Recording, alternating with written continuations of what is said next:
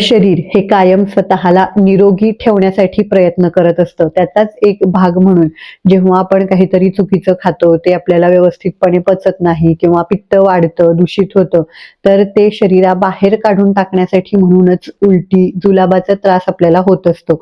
आणि अशा वेळेला लगेचच जर का हे थांबवण्यासाठी आपण औषध घेतलं, तर काय होणार आहे? हे खराब झालेलं पित्त असेल, न पचलेलं अन्न आहे, तर ते तसंच शरीरामध्ये साठत जाणार आहे.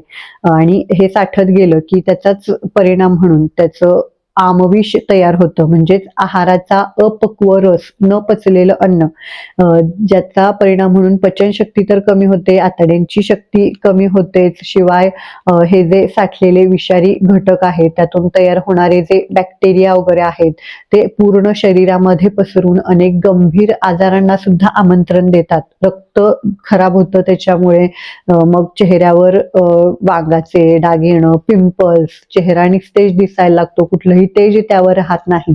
तर जर का कायम तुम्हाला निरोगी राहायचं असेल, तर पुढच्या वेळेला जेव्हा पण कधी असा थोडाफार उलटी जुलाबाचा त्रास होईल, तर त्यावेळेला लगेचच ते थांबवण्यासाठी औषध घेणं टाळा.